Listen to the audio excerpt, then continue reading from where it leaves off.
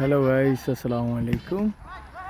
সবাইকে জানাই আজকে বিকেলের সন্ধ্যা লগনের শুভেচ্ছা। সবাই অবশ্যই ভালো আছেন। আছি কৈশালী গেট, সাথে নদীর বিশাল এক ব্রিজ। এখানে আপনার প্রতিদিন বিকেলে আপনার অনেক মানুষের আনাগোনা।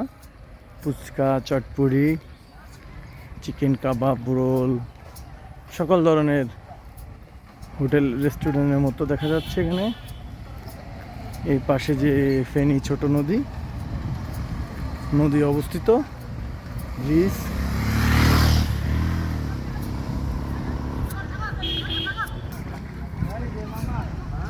এই যে দেখতে পাচ্ছেন নদী।